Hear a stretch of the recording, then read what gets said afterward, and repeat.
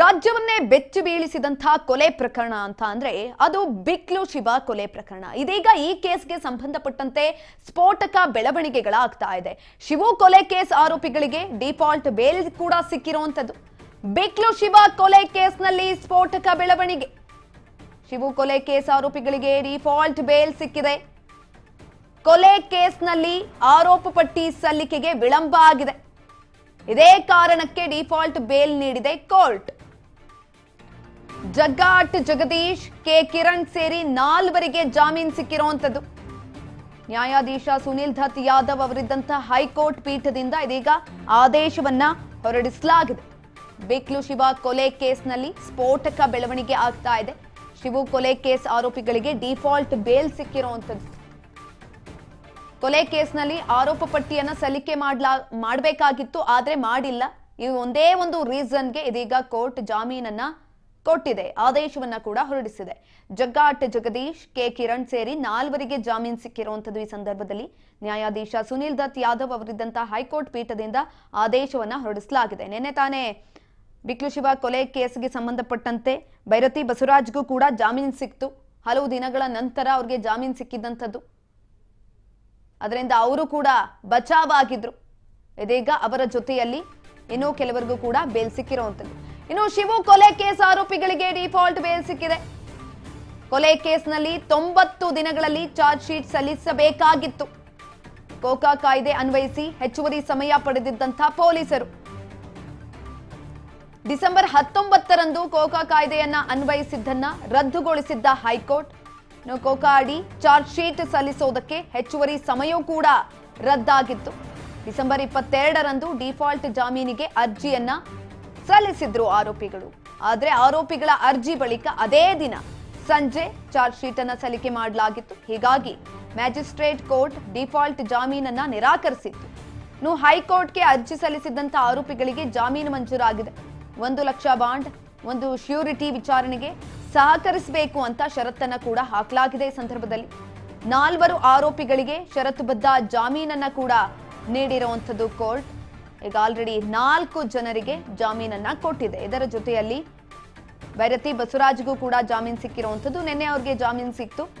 ಈ ಒಂದು ಕೊಲೆ ಪ್ರಕರಣದಲ್ಲಿ ಸ್ವಲ್ಪ ಮಟ್ಟಿಗೆ ನಿಟ್ಟುಸಿರನ್ನ ಕೂಡ ಬಿಡ್ತಾ ಇದ್ದಾರೆ. ಇದೇ ಸಂದರ್ಭದಲ್ಲಿ ಶಿವು ಕೊಲೆ ಕೇಸ್ ಆರೋಪಿಗಳಿಗೆ ಡಿಫಾಲ್ಟ್ ಬೇಲ್ ಸಿಕ್ಕಿದೆ. ಒಟ್ಟು 4 ಜನಕ್ಕೆ ಸಿಕ್ಕಿರುವಂತದ್ದು. ಜಗ್ಗಾಟ್ ಜಗದೀಶ್, ಕೆ ಕಿರಣ್ ಸೇರಿ 4 ಜಾಮೀನು ಸಿಕ್ಕಿದೆ. ನ್ಯಾಯಾಧೀಶ ಸುನಿಲ್ ದತ್ ಯಾದವ್ ಅವರಿದ್ದಂತಹ ಹೈಕೋರ್ಟ್ ಪೀಠದಿಂದ ಆದೇಶವನ್ನ ಹೊರಡಿಸಲಾಗಿದೆ. ಕೆಲವೊಂದಷ್ಟು ಷರತ್ತುಗಳನ್ನ ಕೂಡ ಈ ಸಂದರ್ಭದಲ್ಲಿ ಹಾಕಲಾಗಿರುವಂತದ್ದು. ಕೋಕಾ ಕಾಯ್ದೆ ಅನ್ವಯಿಸಿ ಹೆಚ್ಚುವರಿ ಸಮಯವನ್ನ ಕೂಡ ಪಡೆದುಕೊಂಡಿದ್ರು ಪೊಲೀಸರು, ಆದ್ರೂ ಕೂಡ ಕೊಟ್ಟಿರಲಿಲ್ಲ. ಇನ್ನು ಡಿಸೆಂಬರ್ 19ರಂದು ಕೋಕಾ ಕಾಯ್ದೆಯನ್ನ ಅನ್ವಯಿಸಿದ್ದನ್ನ ರದ್ದುಗೊಳಿಸಿತ್ತು ಹೈಕೋರ್ಟ್ ಕೂಡ. ಹೆಚ್ಚುವರಿ ಸಮಯವೂ ಕೂಡ ರದ್ದಾಗಿತ್ತು. ಡಿಫಾಲ್ಟ್ ಜಾಮೀನಿಗೆ ಅರ್ಜಿಯನ್ನ ಕೂಡ ಡಿಸೆಂಬರ್ 22ನೇ ತಾರೀಕಿನಂದು ಆರೋಪಿಗಳು ಸಲ್ಲಿಕೆ ಮಾಡಿದ್ರು. ಆದ್ರೆ ಆರೋಪಿಗಳ ಅರ್ಜಿ ಬಳಿಕ ಅದೇ ದಿನ ಸಂಜೆ ಚಾರ್ಜ್ ಶೀಟ್ ಕೂಡ ಸಲ್ಲಿಕೆ ಆಗಿತ್ತು. ಹೀಗಾಗಿ ಮ್ಯಾಜಿಸ್ಟ್ರೇಟರ್ ಕೋರ್ಟ್ ಡಿಫಾಲ್ಟ್ ಜಾಮೀನನ್ನ ನಿರಾಕರಣೆ ಮಾಡಿತ್ತು. ಆದ್ರೆ ಹೈಕೋರ್ಟ್ಗೆ ಅರ್ಜಿ ಸಲ್ಲಿಸಿದ್ರು ಆರೋಪಿಗಳು. ಇದೀಗ ಅದಕ್ಕೆ ಜಾಮೀನು ಮಂಜೂರಾಗಿರುವಂತದ್ದು. 1 ಲಕ್ಷ ಬಾಂಡ್, 1 ಶ್ಯೂರಿಟಿ ವಿಚಾರಣೆಗೆ ಸಹಕರಿಸಬೇಕು ಅಂತ ಷರತ್ತುಗಳನ್ನ ಕೂಡ ಈ ಸಂದರ್ಭದಲ್ಲಿ ಹಾಕಲಾಗಿದೆ. 4 ಆರೋಪಿಗಳಿಗೆ ಷರತ್ತುಬದ್ಧ ಜಾಮೀನನ್ನ ಕೂಡ ಕೊಟ್ಟಿರುವಂತದ್ದು. ಇದರಲ್ಲಿ ಬಹಳ ಮುಖ್ಯವಾಗಿ ಭೈರತಿ ಬಸವರಾಜ್ ಸಿಲುಕಿ ಒದ್ದಾಡ್ತಾ ಇದ್ರು. ಅವರು ಕೂಡ ನಾಪತ್ತೆಯಾಗಿದ್ರು. ತದನಂತರ ಅವರನ್ನ ಹಿಡಿಯೋದಕ್ಕೆ ಪೊಲೀಸರು ಕೂಡ ಹರಸಾಹಸವನ್ನ ಪಟ್ಟಿದ್ರು. ಅದಾದ ನಂತರ ಅವ್ರಿಗೆ ಲುಕೌಟ್ ಜಾರಿಯನ್ನ ಮಾಡಿ ಅವರನ್ನ ಕೂಡ ಅರೆಸ್ಟ್ ಮಾಡಲಾಗಿತ್ತು. ಅವ್ರಿಗೂ ಕೂಡ ನೆನೆ ಜಾಮೀನು ಸಿಕ್ಕಿದೆ. ಅದರ ಜೊತೆಯಲ್ಲಿ ಇನ್ನು 4 ಆರೋಪಿಗಳಿಗೆ ಷರತ್ತುಬದ್ಧ ಜಾಮೀನನ್ನ ಕೊಟ್ಟಿರುವಂತದ್ದು. ಇದ್ರ ಬಗ್ಗೆ ಹೆಚ್ಚಿನ ಮಾಹಿತಿಯನ್ನ ತಿಳ್ಕೊಳ್ತಾ ಹೋಗೋಣ. ನಮ್ಮ ಪ್ರತಿನಿಧಿ ಶಿವು ಸಂಪರ್ಕದಲ್ಲಿದ್ದಾರೆ. ಶಿವು, ಬಿಕ್ಲು ಶಿವ ಕೊಲೆ ಕೇಸ್ ರಾಜ್ಯವನ್ನೇ ಬೆಚ್ಚಿ ಬೀಳಿಸಿದಂತಹ ಕೊಲೆ ಕೇಸ್ ಇದೀಗ ಆ ಒಂದು ಪ್ರಕರಣದಲ್ಲಿ 4 ಷರತ್ತುಬದ್ಧ ಜಾಮೀನು ಸಿಕ್ಕಿದೆ. ಹೆಚ್ಚಿನ ಮಾಹಿತಿ ಕೊಡೋದಾದ್ರೆ? ಸುಕನ್ಯಾ, ಏನು ಡಿಫಾಲ್ಟ್ ಅಂತ ಹೇಳಿ ಪೊಲೀಸರ ಒಂದು ಮಿಸ್ಟೇಕ್ ನಿಂದಾಗಿ ಈ ಒಂದು ಜಾಮೀನು ದೊರೆತಿರುವಂತದ್ದು. ಬಿಕ್ಲು ಶಿವ ಪ್ರಕರಣದಲ್ಲಿ ಯಾರು ಪ್ರಮುಖವಾದಂತಹ ಆರೋಪಿಗಳಿದ್ರು ಆ ಆರೋಪಿಗಳ ಎಲ್ಲಾ ಆರೋಪಿಗಳಿಗೂ ಕೂಡ ಈಗ ಜಾಮೀನು ಸಿಕ್ಕಂತಾಗಿದೆ. ಇದು ಏನು ಆಗ ಕ್ರೆಡಿಟ್ ಮೇಲಲ್ಲ, ಯಾವುದೇ ರೀತಿಯ ಒಂದು ವಾದದ ಮೇಲಲ್ಲ, ಇದು ಡಿಫಾಲ್ಟ್ ಮೇಲೆ ಸಿಕ್ಕಿರುವಂತ ಜಾಮೀನು. ಹೈಕೋರ್ಟ್ ಜಾಮೀನನ್ನ ನೀಡಿದೆ ಈಗ. ಹಾಗಾಗಿ ಜಗದೀಶ್ ಅಲಿಯಾಸ್ ಜಗ್ಗಾ, ಕಿರಣ್, ವಿಮಲ್ ರಾಜು, ಮದನ್ ಇವರಿಗೆ ದೊಡ್ಡ ಮಟ್ಟದ ರಿಲೀಫ್ ಸಿಕ್ಕಂತಾಗಿರುವಂತದ್ದು. ಸದ್ಯಕ್ಕೆ ನ್ಯಾಯಮೂರ್ತಿಗಳಾಗಿರುವಂತಹ ಸುನಿಲ್ ದತ್ ಅವರ ಪೀಠ ಇವತ್ತು ಆದೇಶವನ್ನು ಕೊಟ್ಟಿದೆ. ಈ 4 ಜನರಿಗೆ ಬೈ ಡಿಫಾಲ್ಟ್ ಅಂದ್ರೆ ಏನು 90 ದಿನಗಳ ಒಳಗಡೆ ಚಾರ್ಜ್ ಶೀಟ್ ಸಲ್ಲಿಸಲಿಲ್ಲ ಅಂತ ಹೇಳಿದ್ರೆ ಅದು ಕಾನೂನಲ್ಲಿ ಅವಕಾಶ ಇರುತ್ತೆ. ಬೈ ಡಿಫಾಲ್ಟ್ ಯಾವುದೇ ವಾದವನ್ನ ಮಂಡನೆ ಮಾಡದೇನೆ ಅವರಿಗೆ ಜಾಮೀನನ್ನು ಕೊಡಬೇಕಾಗತ್ತೆ ಅನ್ನುವಂಥದ್ದು. ಆ ಒಂದು ಕಾರಣದಿಂದಾಗಿ ನ್ಯಾಯಮೂರ್ತಿಗಳು ಜಾಮೀನನ್ನ ಕೊಟ್ಟಿದ್ದಾರೆ. ಸೊ ಯಾವಾಗ 90 ದಿನಗಳ ಒಳಗಡೆ ಸಲ್ಲಿಸಲಿಲ್ಲ ಅಂದ್ರೆ 90 ದಿನ ಅಂದ್ರೆ ಬೆಳಿಗ್ಗೆನೆ ಸಲ್ಲಿಸಬೇಕಾಗಿತ್ತು, ಆದ್ರೆ ಅವತ್ತು ಸಂಜೆ ಚಾರ್ಜ್ ಶೀಟ್ ಅನ್ನ ಸಲ್ಲಿಸ್ತಾರೆ. ಇದನ್ನೇ ಕಾರಣವಾಗಿ ಇಟ್ಕೊಂಡು ಆರೋಪಿಗಳ ಪರವಾಗಿರುವಂತ ವಕೀಲರು ಅರ್ಜಿಯನ್ನು ಹಾಕೊಳ್ಳುವಂತದ್ದು. ಈ ಒಂದು ಡಿಫಾಲ್ಟ್ ಜಾಮೀನನ್ನ ಕೊಡಬೇಕು ಅಂತ ಹೇಳಿ ಮೊದಲು ಲೋಯರ್ ಕೋರ್ಟ್ಗೆ ಹಾಕೊಳ್ತಾರೆ. ಲೋಯರ್ ಕೋರ್ಟ್ ಅದನ್ನ ಕೊಡೋದಿಲ್ಲ ಅಂತ ಹೇಳಿ ಹೇಳುತ್ತೆ. ಅಂದ್ರೆ ಅಲ್ಲಿ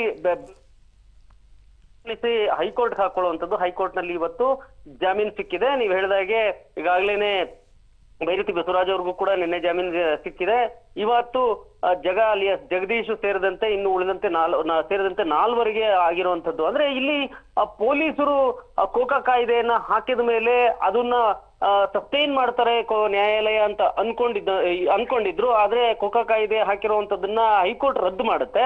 ಆ ರದ್ದು ಮಾಡಿದ್ದನ್ನು ಕೂಡ ಪ್ರಶ್ನಿಸಿ ಸುಪ್ರೀಂ ಕೋರ್ಟ್ ಹೋಗಿರ್ತಾರೆ. ಇದರಲ್ಲಿ 180 ದಿನಗಳ ಕಾಲಾವಕಾಶ ಇರುತ್ತೆ ಚಾರ್ಜ್ ಶೀಟ್ ಅನ್ನ ಸಲ್ಲಿಸುವಂತದಕ್ಕೆ, ದೋಷಾರೋಪ ಪಟ್ಟಿಯನ್ನ ಸಲ್ಲಿಸೋದಕ್ಕೆ. ಇದರಲ್ಲಿ ಅದನ್ನು ಹೊರತುಪಡಿಸಿದ್ರೆ 90 ದಿನ ಏನು ಸಮಯ ಇದೆ, ಆ 90 ದಿನದಲ್ಲೇನೆ ರೆಗ್ಯುಲರ್ ಆದಂತಹ ಒಂದು ಚಾರ್ಜ್ ಶೀಟ್ ಅನ್ನ ಸಲ್ಲಿಸಬೇಕಾಗಿತ್ತು. ಕೋಕಾ ಕಾಯ್ದೆ ಇಲ್ಲದೆ ಇರೋ ಕಾರಣಕ್ಕೋಸ್ಕರ, ಅಂದ್ರೆ ಹೈಕೋರ್ಟ್ ರದ್ದು ಮಾಡಿರೋ ಕಾರಣಕ್ಕೋಸ್ಕರ ಇವರು 90 ದಿನಗಳ ಒಳಗಡೆ ಸಲ್ಲಿಸಬೇಕಾಗಿತ್ತು. ಪೊಲೀಸರು ತೋರಿಸಿದಂತ ಒಂದು ನಿರ್ಲಕ್ಷ್ಯ ಏನಿದೆ, ಆ ನಿರ್ಲಕ್ಷ್ಯವೇ ಈಗ ಬಿಕ್ಲು ಶಿವ ಪ್ರಕರಣದಲ್ಲಿದ್ದಂತಹ ಪ್ರಮುಖ ಎಲ್ಲ ಆರೋಪಿಗಳಿಗೂ ಕೂಡ ಡಿಫಾಲ್ಟ್ ಬೇಲ್ ಸಿಗುವಂತದಕ್ಕೆ ಕಾರಣ ಆಗಿರುವಂತದ್ದು. ಸದ್ಯದ ಮಟ್ಟಿಗೆ ಈಗ ರಿಲೀಫ್ ಆಗಿದ್ದಾರೆ. ಈಗ ಅಗೇನ್ ಸುಪ್ರೀಂ ಕೋರ್ಟ್ಗೂ ಕೂಡ ಹೋಗಿದ್ದಾರೆ. ಏನು ಕೋಕಾ ಕಾಯ್ದೆಯನ್ನ ಹೈಕೋರ್ಟ್ ರದ್ದು ಮಾಡಿರುವಂತದ್ದನ್ನ ಪ್ರಶ್ನಿಸಿ, ಅಲ್ಲೇನಾದ್ರೂ ಒಂದು ವೇಳೆ ಕೋಕಾ ಕಾಯ್ದೆಯನ್ನ ಇಂಪೋಸ್ ಮಾಡುವಂತದಕ್ಕೆ ಆದೇಶ ಕೊಟ್ರೆ, ಅಲ್ಲಿ ಅನುಮತಿ ಸಿಕ್ಕಿದ್ರೆ ಮತ್ತೆ ಜೈಲಿಗೆ ಹೋಗ್ಬೇಕಾಗತ್ತೆ. ಆಗ ಮತ್ತೆ ಸಮಯ ಸಿಕ್ಕಂತಾಗುತ್ತೆ ಚಾರ್ಜ್ ಶೀಟ್ ಅನ್ನ ಸಲ್ಲಿಸುವಂತದಕ್ಕೆ ಪೊಲೀಸರಿಗೆ. ಸದ್ಯದ ಮಟ್ಟಿಗೆ ಮಾತ್ರ ಈಗ ಇವ್ರಿಗೆ ರಿಲೀಫ್ ಸಿಕ್ಕಂತ ಆಗಿರುವಂತದ್ದು. ಸುಕನ್ಯಾ, ಧನ್ಯವಾದಗಳು ಶಿವು ಹೆಚ್ಚಿನ ಮಾಹಿತಿಗಾಗಿ.